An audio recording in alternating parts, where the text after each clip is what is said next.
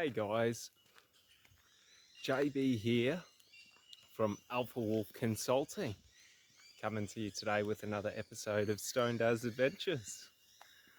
We're out in Conondale National Park, and I'm going for a sunset hike, basically to listen to the birds, which are amazing. Just the different bird songs and calls that they have that go on in the mornings and the afternoons. You really hear the birds celebrating the day passing, which is a really cool thing, because something about birds, it's just so magical when you sit there and you listen to them. Like, they have individual calls for themselves, which is really amazing. But it's also the ambient atmosphere late in the afternoons and early in the mornings, with the rising and the setting of the sun and the way it affects the lights. It's just, I don't know if you can sort of see the sky, but it's just this absolute beautiful baby blue sky with tinges of red all through it. So it's sort of like, a thing I try and do is every morning and every night, like in the passing, in the sunrise, in the sunset, I try and get out into nature and celebrate as a way to sort of start the day and end the day on a high note, but also, you know, to celebrate and get myself in the mood of celebration for the day to come, but also to celebrate the day's passing and the ending of the day. And the reason I do this is because I realized in my life that the passage of time that I only noticed the things I was consciously focusing on or aware of. So like the moments where, I was having such an amazing time that I really focused on that time, and everything else is sort of a blur. And it's funny, because what I realized is, if you want your life to feel like an eternity, like the longest life you've ever lived, just every couple of hours in the day, put conscious thought into what you're doing. Do something intentionally to sort of mark the passage of time. So for me, it's trying to be outside in sunrise and sunset, to watch the sun come up and to sort of be there and experience it. Because it's not so much watching sunrise and watching sunset, but it's experiencing the moment, the new dawn, the passing of the day. And for me, this comes from a belief I learnt from Sadhguru. Well, not a belief I learnt, but like basically what he says is, like, don't make some things sacred and other things not sacred. Like, everything has to be sacred or nothing is sacred at all. And it's like, we can't go through life and just constantly think of everything we touch as sacred. But for portions of the day, we should become aware of everything around us as being sacred.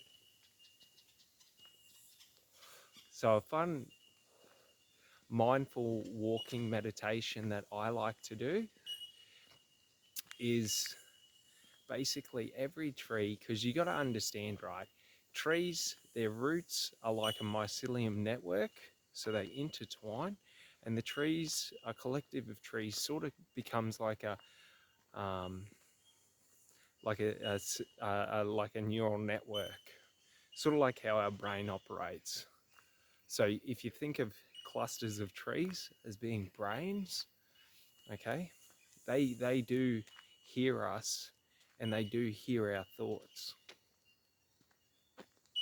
Now, there's a couple of really cool studies that have gone into this in Plants and Water, you can check out. And basically, what they found was if you tell a plant you love it, or you play classical music, or you know, inspire it through positive actions and affirmations, it grows better. Just to the same, if you talk or think words of love to water and then freeze it, its crystalline structure changes, meaning your thoughts and words influence what it became. So, understanding this, a really awesome mindfulness meditation that I have every time I try and hike is I consciously affirm to all the trees around me that I love them individually. So like you can do this through touch, you can do it through, speaking, or you can do it through thought, and just appreciate them for what they are, because they are you. Because God is all, the entirety of the universe, every bit of it, every grain of sand, every tree, every blade of grass. So like, to understand this is to understand that in our baser sort of like particles and molecules, and like the way I go is I go to string theory. So basically we break it down to the lowest point, which is currently strings. And then basically the same strings that vibrate in me to create the form that is me are the same strings that vibrate in the trees to make the conscious form of the trees and the consciousness that is the trees. Trees go away from poison and they'll grow towards light. They'll move from darkness to light intentionally.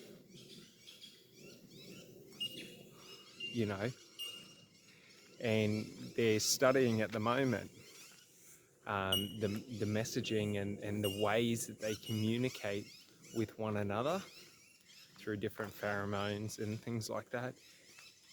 And it's just crazy. But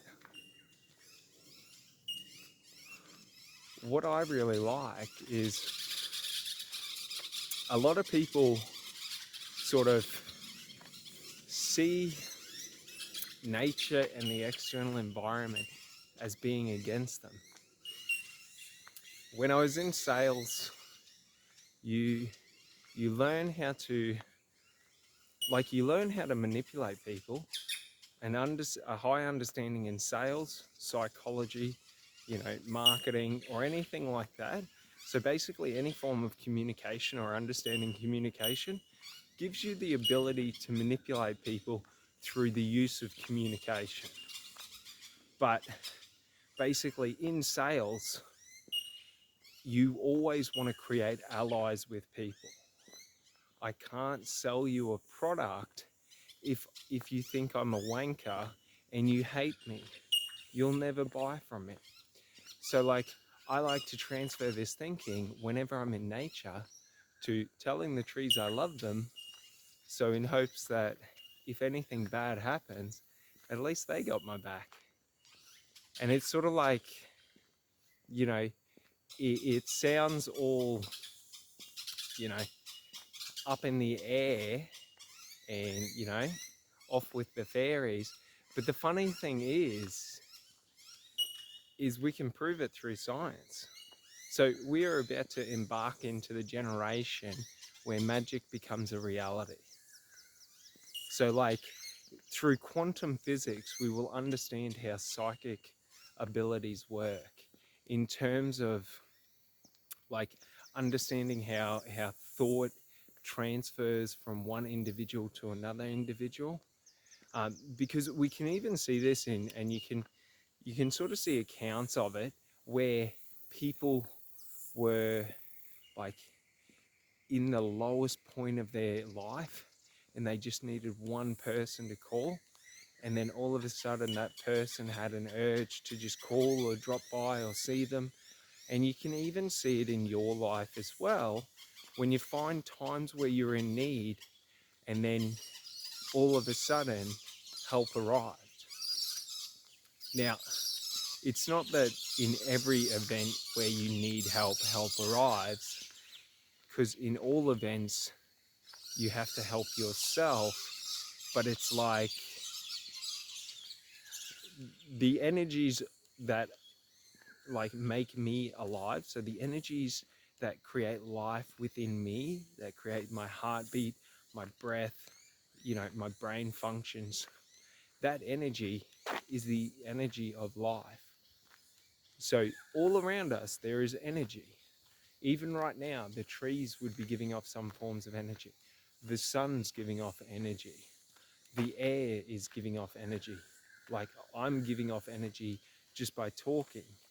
So we got to understand that when we think about the energetic, force that is life, that we can't explain why someone's alive and then why they're dead.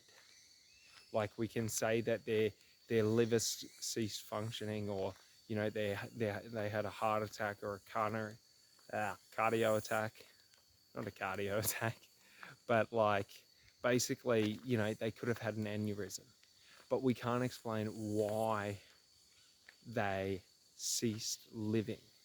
Like, why was that so catastrophic that it ceased all functions?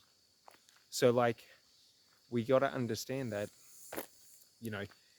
granted, you have a heart attack, your heart stops beating, and then it's a cascade effect from that. Same with the stroke, same with everything else. Like you can argue it away in logic, but you can't explain why someone ceases to live, because you can try and resuscitate them, and sometimes they come back and sometimes they don't. Like, if the human body was just a biochemical machine, then, trading out a brain that's had a hernia and putting a new brain in, or not a hernia, but a stroke, should fix the problem, i.e. like a car. But it doesn't, because there's many different functionalities. Because you think about it, like if you were brain dead for 10 minutes, your brain's non-functional, but your heart still functions. Your other organs still function. So like transplanting a brain should basically switch the system back on, but it doesn't, because there's more to it, and it's found in metaphysics, and it's found in the understandings of consciousness. So it's sort of like you can fix a ham radio, but you still have to find the frequency again to pick up. You got to find the signal again to pick up the channel. So it's sort of like that's where there's this divide. Well, not a divide, but basically we are a biochemical machine, but consciousness is a frequency. So it's not created within the brain. Like the brain just has receptors to be able to pick up the frequency. So potentially, like the best part about theoretical physics, when you get into it, is everything you can ever imagine is possible. It's just, how could it work? Or how could, it be figured out? So like, if we just understand that our consciousness, what we consider to be our soul, us, intrinsically me, or intrinsically you, is not actually our body or our mind, but it's something outside of us that through the form of our, quantum physics and our mind and how it's constructed, it creates that consciousness as a unique entity. So like understanding this really allows us to then start to understand, well, if my consciousness or my identity of who I see as me, not just this body, not just this mind, but the spiritual me, I am limitless. So like I am all, because I am God. Like, because that consciousness is God. So the consciousness that creates life in me is God. But my body is also God. The trees are also God. The wind is God. Everything is God. Because when it's reduced down to its base elements, it's all linked to God. Because God is the universe. Even Einstein said, God is the universe. Like, everyone believes whatever created the universe is God. No one understands what it is. Like, we're all sort of just, trying to explain what it is, but we're missing the point, because it's like, imagine this. We've got a plate with 10 ice blocks on it, and it's a hot summer's day, 40 degrees, and we're all sitting there trying to discuss what kind of flavors they are while they're still in the packaging. And we spend 30 minutes discussing what the flavors could be, what they should be, what's right and what's wrong. And by the time we get to it, they're all melted. So like, the thing is you can't describe something that you can't comprehend.